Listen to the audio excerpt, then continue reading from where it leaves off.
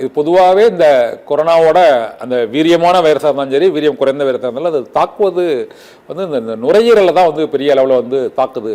இந்த நுரையீரல் பாதிப்பு ஏற்படுகிறது. ஆனால் நுரையீரல் பாதிப்பை தடுப்பதற்கான சில தடுப்பூசிகள், இப்போ பல்வேறு தடுப்பூசிகள் வந்து ஏற்கனவே வந்து பயன்பாட்டில் இருக்குது.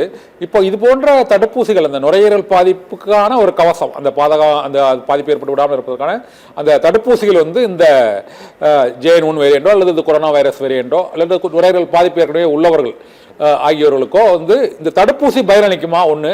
இன்னொன்று வந்து இந்த பெரியவர்களுக்கும் குழந்தைகளுக்கும் தான் இந்த JN1 அதிகமாக பரவுதுன்னு சொல்கிறாங்க. இந்த வேலை இவங்களுக்கு இந்த தடுப்பூசியை போட்டுக்கலாமா, போடக்கூடாது, தேவையில்லையா? தேவையில்லைங்க. இப்பத்துக்கு வந்து தடுப்பூசி இப்பத்துக்கு தேவையில்லை, அது கைட்லைன்ஸ் வரல. ஏன்னா எப்போ வரும் அப்படின்னா அது மிகப்பெரிய அது உருமாற்றம் ஆகி ரொம்ப வீரியமானாதான் உயிருக்கு ஆபத்து விளைவிக்குது அப்படின்னு சொல்லிதான் அப்ப தடுப்பூசி போட்டா போதும். இன்னொரு விஷயம் நம்ம கவனிக்க வேண்டியது, ஒரு முறை தடுப்பூசி போட்டா அது வாழ்நாள் முழுவதும் வந்து எதிர்ப்பு சக்தி உருவாக்கி நம்மளுக்கு ஒரு ஸ்ட்ரென்த்தையோ ஒரு பாதுகாப்பையோ தருவது அல்ல. அதனுடைய வீரியமே 2 வருஷம், தடுப்பூசியுடைய வீரி 2-3 வருஷம் குறைஞ்ச பிறகு அது கீழே போயிருது. திருப்பியும் பூஸ்டர் டோஸ் அப்படிங்கிற டோஸ் போட்டா தான் திருப்பியும் நம்மளுக்கு வந்து எதிர்ப்பு சக்தி வரும். அதனால இந்த வைரஸுக்கு உருவான வேக்சின்ஸ் எல்லாம் வந்து தேவை என்றால் தான் போடணும். அதுக்கு தேவைன்னா தடுப்பூசி போடணும், கைட்லைன்ஸ் வரும். அரசு வந்து அதுக்கு நீங்க போட்டுக்கொள்ளலாம் கைட்லைன்ஸ் வரும். அந்த கைட்லைன்ஸ் படி நம்ம ஃபாலோ பண்ணணும். ஒண்ணு. ரெண்டாவது வந்து இந்த வைரஸ் வந்து சாதாரணமாக இருக்கக்கூடிய ஒரு வைரஸ் தானே ஒழிய அது அச்சப்பட தேவையில்லை. 2. மூன்றாவது பாத்தீங்கன்னா ஒரு தடுப்பூசி ஏன் போடணும், நம்மளுக்கு என்ன தேவைன்னா நம்ம ஆபத்து வந்தா தானே தடுப்பூசியை போடணும். ஆபத்து வரல, அது எந்த விதமான ஆபத்தையும் உருவாக்கல, நம்மளுக்கு கஷ்டத்தை கொடுக்கல, தடுப்பூசி எதுக்கு?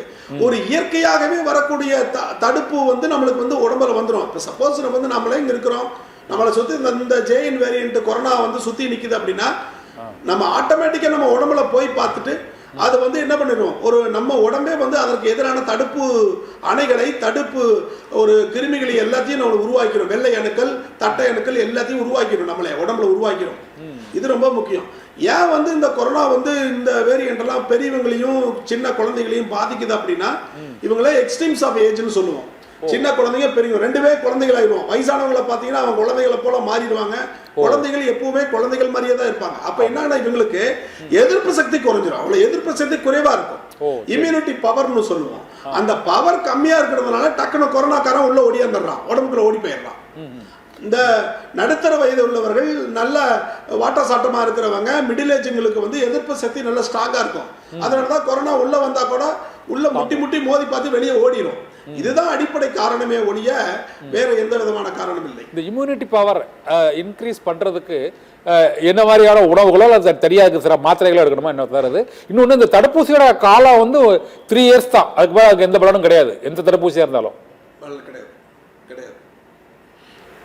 இப்ப எதிர்ப்பு சக்தி கூட்டிக்கணும் அப்படிங்கறது வந்துங்க, இப்ப கொரோனா இன்னைக்கு வருது, ஒரு 3 மாசம் நம்ம நல்லா சாப்பிடுறோம், காய்கறி, கீரை, முட்டை, சிக்கன், மட்டன் எல்லாம் சாப்பிடுறோம், எதிர்ப்பு சக்தி வந்துருமான்னா வராது. சரி. இது வந்து நம்ம ஜிம்முக்கு போய் ஒரு 4 மாசம் 5 மாசம் நம்ம ட்ரெயின் பண்ண பாடியை டெவலப் பண்ற மாதிரி எல்லாம் கிடையாது. எதிர்ப்பு சக்தி என்பது கொஞ்சம் கொஞ்சமாக உடம்பிலே உருவக்கூடிய ஒரு அணைக்கட்டு, அதான் ரொம்ப முக்கியம். அது எப்படின்னா சிறு வயதுல இருந்து பெரிய வயது வரைக்கும் கொஞ்சம் கொஞ்சமா நம்ம உடம்புலயே டெவலப் ஆயிட்டு வரும். அதனாலதான் நம்ம என்ன சொல்றோம், சின்ன குழந்தைகளுக்கு நல்ல சத்துள்ள உணவுகள் கொடுக்கணும், ஆகாரங்கள் கொடுக்கணும், ஓடி ஆடி விளையாடணும். ஒரு குழந்தைகளுக்கு வந்து டென்ஷன் எதுவும் இருக்கக்கூடாது. காய்கறிகள், சமச்சீர் உணவு சாப்பிடணும், சைவம் சாப்பிடணும், அசைவம் சாப்பிடணும். இதெல்லாம் கலந்த உணவில் எந்த காய்கறியும் ஒதுக்கி கொள்ளக்கூடாது. பழங்களை எடுத்துக்கணும். பழங்கள், காய்கறிகள், அசைவ உணவுகள் இது எல்லாம் கலந்து சாப்பிடும் பொழுது ஆட்டோமேட்டிக்காவே எதிர்ப்பு சக்தி என்பது உருவாகி கொண்டே வருகிறது. நீங்க பாத்தீங்கன்னா சின்ன குழந்தைகள் எல்லாம் பாத்தீங்கன்னா நல்ல காய்கறி, கீரைகள், சோறு, தயிர், மோர், ரசம் எதுவுமே சாப்பிடாம சிப்ஸை மட்டுமே, பப்ஸை மட்டுமே சாப்பிட்டுட்டு அவங்க உடம்பு பாத்தீங்கன்னா புஷ்ஷுன்னு இருப்பாங்க, நல்ல குண்டு குண்டா இருப்பாங்க. அவங்க எல்லாம் ஸ்ட்ரென்த்தே இருக்காது அந்த உடம்புல எல்லாம். அப்போ சின்ன வயதில் இருந்தே காய்கறிகள், கீரைகள், பழங்கள், விளையாட்டுகள் நல்லா ஓடி ஆடி பண்ணாதான் எதிர்ப்பு சக்தி ஒரு ஃபவுண்டேஷன் மாதிரி அப்படியே சேர்ந்துகிட்டே வரும்.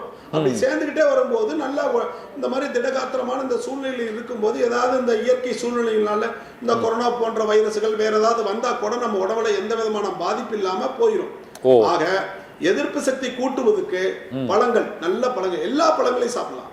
காய்கறிகள் எந்தெந்த சீசன்ல அந்தந்த பழங்கள் வருதோ அந்த பழங்களை சாப்பிடுங்க. அப்படிதான் ரொம்ப முக்கியம். அதற்கடுத்து நல்ல விளையாட்டு, உடற்பயிற்சி, தேகப்பயிற்சி, மூச்சு பயிற்சி, நல்ல தூக்கம், மனதில் இருக்கக்கூடிய கவலைகளை ஒழித்து கட்டுவது, ஸ்ட்ரெஸ்ஸை குறைக்கிறது, இது போன்ற காரியங்கள் எல்லாம் பண்ணிக்கிட்டே இருந்ததுன்னா உடம்புல ஆட்டோமேட்டிக்கா எதிர்ப்பு சக்தி கூடிடும். Okay sir.